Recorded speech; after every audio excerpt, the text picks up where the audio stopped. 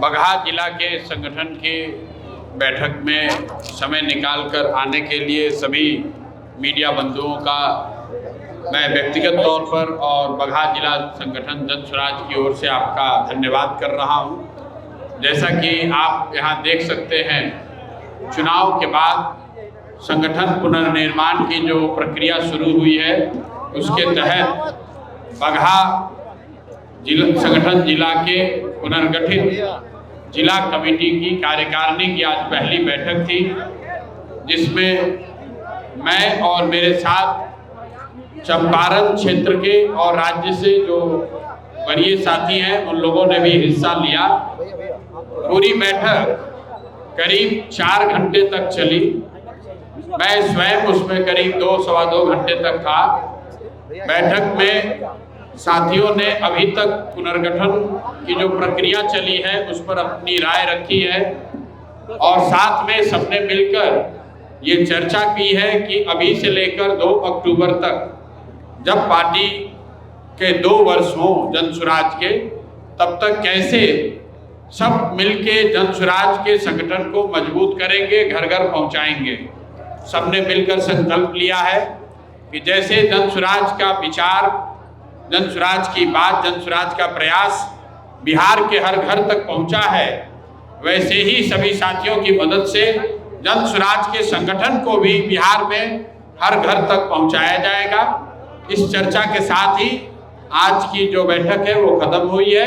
अगर आपके कोई सवाल हो, प्रश्न हो तो आप वो कर सकते हैं। बहुत बहुत धन्यवाद। प्रशांत जी, दिल्ली में केंद्रीय शिक्षा मंत्री के इस्तीफे की मांग को लेकर कांग्रेस जनता पार्टी प्रोटेस्ट कर रही है, कैसे देखते हैं आप इसे?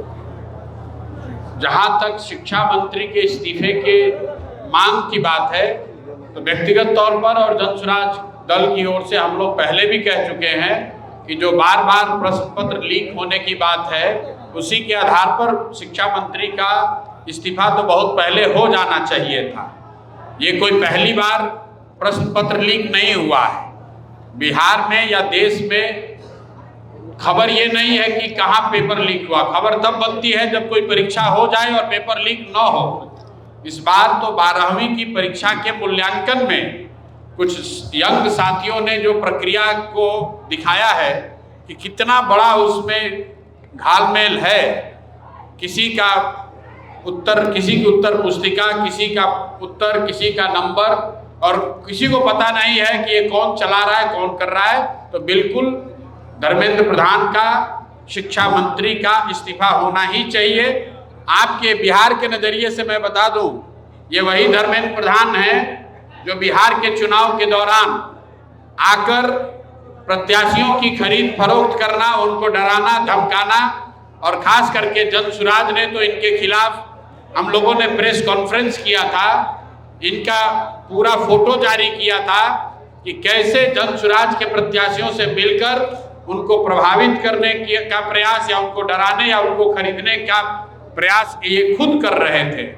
इस तरह के व्यक्ति हैं। तो इनके शिक्षा मंत्री रहते हुए बिहार देश में शिक्षा की स्थिति तो सुधरने से रही। तो जो लोग मांग कर रहे हैं, जो बच्चे जंतर मंतर पर धरना दे रहे हैं, उसके समर्थन में हम लोग खड़े हैं। तेजस्वी यादव ने अपनी सुरक्षा वापस कर दी है, तो इस पे क्या बोले बताइए।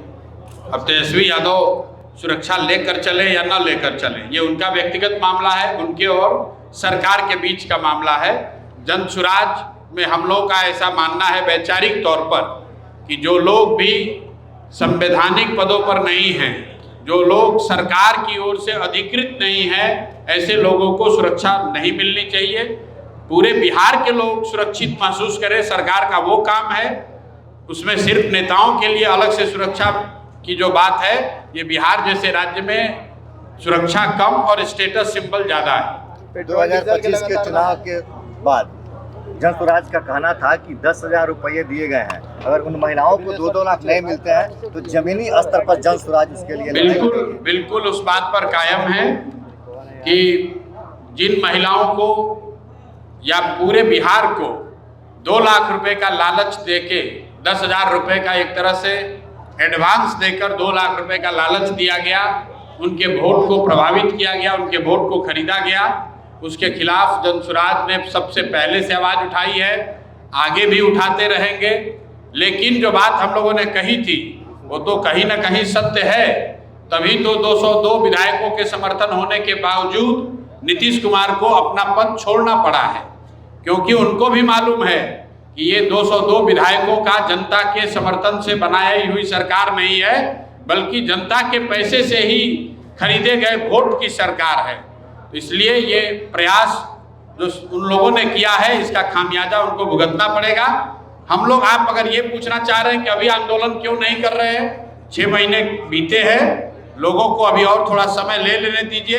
लोगों का भी आंख खुलना चाहिए कि जैसे सहारा के लोग पैसा डबल करने का भ्रम दिखाकर उनका पैसा लेकर भाग गए, उसी तरह नीतीश कुमार ने 2 लाख रुपए का लालच देकर आपका वोट ले लिया और खुद अब दिल्ली भाग गए और यहाँ पर अपने चेले चपाटों को, अपने बच्चों को सरकार में बैठा दिया है।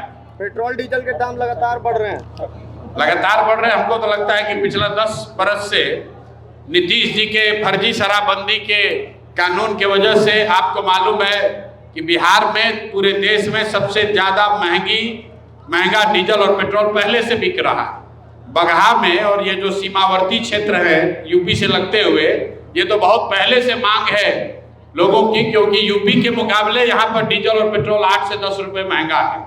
जहाँ तक रह गई बात केंद्र सरकार के डीजल पेट्रोल के दाम घटाने बढ़ाने का, तो उसके लिए आपको दिमाग लगाने की जरूरत नहीं है। आगे यूपी का चुनाव आएगा, पेट्रोल डीजल का दाम बढ़ना बंद हो जाएगा। जैसे ही चुनाव खत्म होगा फिर से तेल का दाम बढ़ने लगेगा। तमिलनाडु में आपकी जी, शिक्षकों को वेतन नहीं मिल रहा है या जो ठेकेदारी यहाँ करते हैं उनको भुगतान नहीं हो रहा है, विकास का काम नहीं हो रहा है, तो भाई जब 30,000 करोड़ रुपया आपका और बिहार सरकार का सरकार ने बांट के वोट खरीदने में बर्बाद कर दिया, तो अब वो पैसा आएगा कहाँ से? तो पैसा अल्टीमेटली तो जनता के जेब से ही जाना है।